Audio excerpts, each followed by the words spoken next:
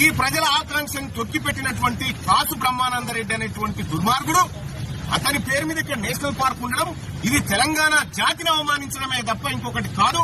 అందుకోసమే ఇవాళ నుంచి ఈ ఏదైతే కాసు బ్రహ్మానందరెడ్డి పేరుందో ఆ పేరును తొలగిస్తూ ప్రొఫెసర్ జయశంకర్ నేషనల్ పార్క్ గా ఇది నామకరణం చేసుకుంటా ఉన్నాం.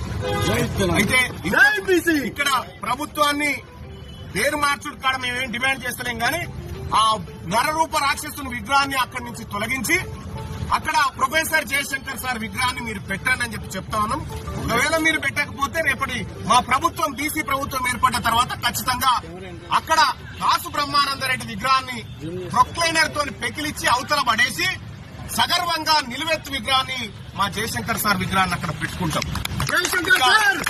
ఇదొక్కటే కాదు, ఇంకా చాలా పార్కుల పేర్లు, చాలా హాస్పిటళ్ల పేర్లు కూడా వాళ్ళ పేర్లతో ఉన్నాయి. ఎట్టి పరిస్థితిలో ఈ తెలంగాణ విధానం ప్రత్యేక రాష్ట్రాన్ని అవమానించినటువంటి వ్యక్తుల పేర్లు ఉండడానికి వీల్లేదు. ఇది ఈ తెలంగాణ రాష్ట్రం బీసీలది, ఈ తెలంగాణ రాష్ట్రం అణగారిన వర్గాలది. కాబట్టి ఎస్సీ ఎస్టీ బీసీల మందరం కూడా ఈ తెలంగాణ రాష్ట్రంలో మా ఉనికిని చాటుకోవడం కోసం, మా ఉనికిని నిలబెట్టుకోవడం కోసం ఈ కార్యక్రమాలన్నీ చేపడతా ఉన్నాం. ఇలా కేబీఆర్ పార్క్ ఒక్కటే కాదు, ఇంకా చాలా వాటి పేర్లు మార్చేది ఉంది. ఆ పరంపర ఉద్యమ కార్యాచరణగా ముందుకు తీసుకొని పోతాం.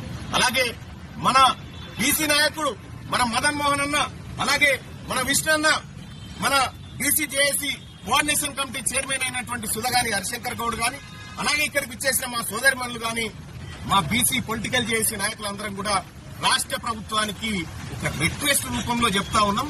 కాసు బ్రహ్మానందరెడ్డి విగ్రహాన్ని మీరు తీస్తారా, మమ్మల్ని తీయమంటారా, మీరే డిసైడ్ చేసుకోరని చెప్పి తెలియజేస్తా ఉన్నాం. ఇక్కడ ఉండాల్సింది మా ప్రొఫెసర్ జయశంకర్ సార్ నిలువెత్తు విగ్రహం ఉండాలి. ధన్యవాదాలు. ఈ కార్యక్రమానికి ఇచ్చేసిన